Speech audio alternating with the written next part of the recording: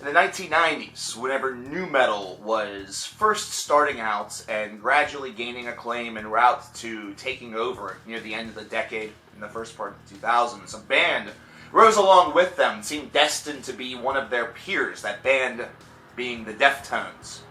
The first couple of albums seemed to fit the mold, seemed to fit the personality of nu metal to perfection, although also seemed curiously a little bit different, a little individual. Fans of this band would soon learn, as the group continued to evolve their sound, that instead of being mere followers, though, the Deftones were destined to instead be intrepid explorers of musical turf, trying to not just carve out a nice, neat little hole for themselves, but instead try to carve out an entire landscape. They've been called art rock, they have been called heavy alternative. Metal or not, we're here to talk about Gore, the brand new album from Deftones here in 2016. Nearly 4 years removed from Koi No Yokan, 3 years removed from the unfortunate passing of Chi Cheng. There's a lot to talk about on this record because, as the band themselves has stated, this is not a happy record, but it isn't an angry record. It is indeed a very moody record. 11 tracks on this disc. It's one that clocks in at about 46 to 47 minutes in length, and it's one that also embodies that moodiness really to the T, mainly because this feels like the mood is not only in the tone of voice that you hear from Chino, who is vocally all over the map on this disc, but it's also very resonant in the music itself. It's very apparent that this was an album that they opted to explore a little bit further and kind of take on a lot of different things. And based off of that, there's some comparison points that can be made on some of these tracks that do show, or at least kind of suggest a wide range of either influence or at least comparison points.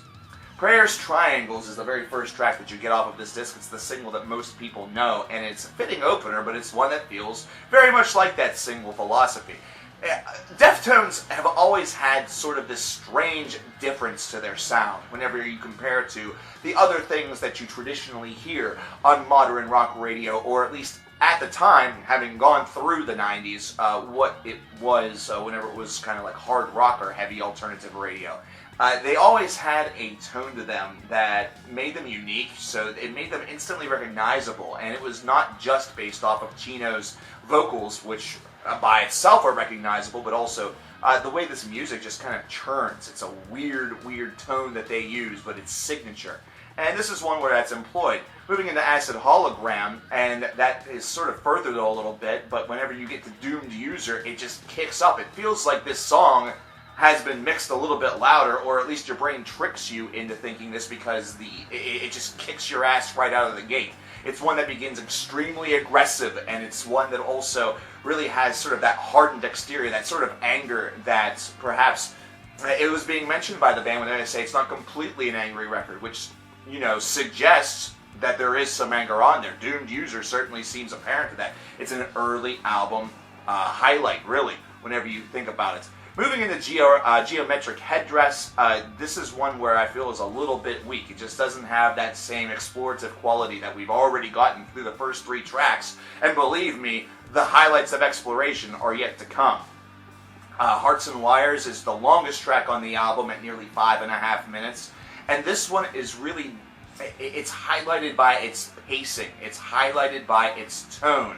And highlighted very much by the construction of this song. This was one that was done very well, almost as though Hearts and Wires were constructed with Prayers and Triangles in mind, almost like saying, well, that's how we would do a single, this is how we would do a full-fledged kick-your-ass song, because that's exactly what this is. There's no real split point whenever it comes to these 2 tracks. It's instead something that bleeds and sort of blends together, which creates for a very nice atmosphere if you don't really care too much about something split up like that, having 2 separate, musical ideas, but then you'd still be wrong because it does sort of have 2 separate musical ideas. It's ones that are done a little bit more lyrically, with the music sort of offering a soft backdrop to the lyrical shift and the lyrical tone.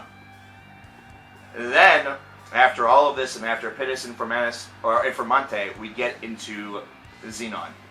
And Xenon reminds me of a riff. This riff in Xenon reminds me of something that you would have heard off of Sunburn from Fuel. It has the 90s just sort of caked in it. And it works. It works really nicely. This is a quick track that barely exceeds the 3-minute mark, but with the power of that very awkward sounding riff and a strong chorus, it builds and has a very nice result based off of that. Then Le Merle happens, which I'm not even sure if that's how you want to, call this. Capital L, lowercase M-I-R-L, whatever that means. Chino, you're fucked up. It's weird. I like it. I like it a lot. Mainly because this introduction, this very soft guitar introduction, hits you out of nowhere. We have a little bit of just, I guess, industrial noise, just basic noise element that operates and populates the first 15 minutes of this before this lick comes in. That just takes you off guard, makes the hair on your neck stand on end.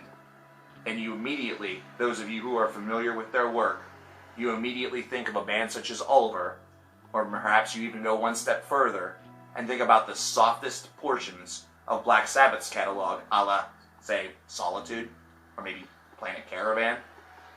It's haunting, and it's daunting. It's a song that has a crawl to it that almost borders a little bit on the sinister side. It's not quite romantic, it's not quite diabolical.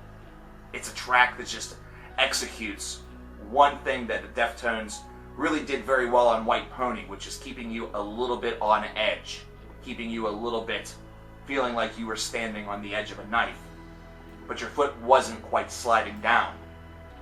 It's an interesting track, probably my secondary highlight.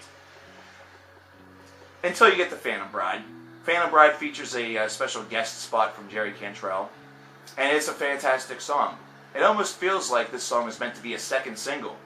And it's one where Chino once again is vocally willing to go to brand new heights. This is an album where he does do a little bit of his dirtier singing, his screaming. There is evidence in Acid Hologram of a little bit of vocal morphing that almost sounds like it belongs in some sort of like depressive black metal, which is pretty neat. But here on Phantom Bride, the soaring heights of his voice that we have heard before, that we've heard on individual tracks before on past records, makes itself known once again, and does so beautifully. And Jerry's work with guitar that blends with the band, man oh man, the whole entire package that you get with this track feels like such a fitting finale. But then you still have Rubicon. Rubicon, I actually feel, could have been switched with Phantom Bride, and as far as the order is concerned. And really, if you want my honest opinion, I think Le Merle could have been just the most haunting finale that this album could have offered. But either way, Rubicon still ends this disc on a pretty high note, with pretty solid riffing. It's a little bit of a disappointment considering some of the strengths of the other tracks, but that's really nitpicking. It really is. This is an album where it just feels like they don't repeat the same trick twice. And that's very nice to hear.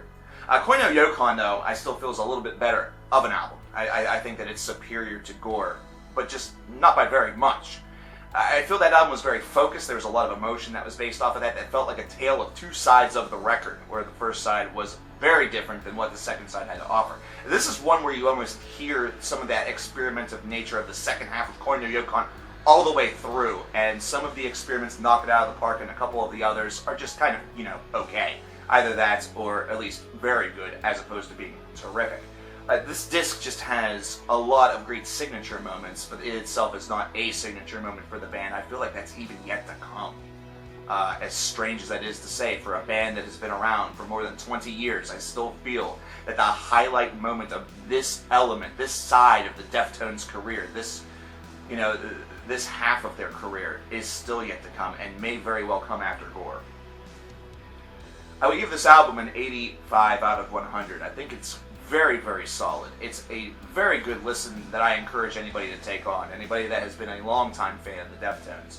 If you are the biggest of fans of tracks such as Engine Number 9, where they just go absolutely berserk, a track like Doomed User may satisfy you, but maybe not completely. Most of those fans are probably out the door now anyhow, considering the band themselves have really shifted up into a much more hulking and a much more challenging beast, at times almost seeming like they started off as a band such as Tool, and then eventually morphed into a Perfect Circle or Plucifer, to use that, metaphor.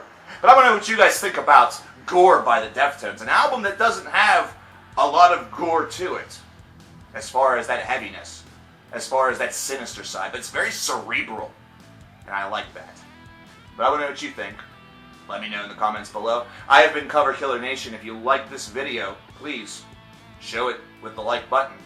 And if you want to talk more metal, more music, we have albums from Zakk Wylde. We have albums from, wow, I'm drawing a blank. There's a ton that's coming out. Xenon. There's a Joe Bonamassa album I'd still like to get to. I stream. I do all sorts of stuff. Hit the subscribe button if you like what you saw. Is basically what let's boil it down to. That's all I got. Why are we still rolling? I don't know. My headphones look stupid. Look how stupid my headphones look. Alright, I'll see you.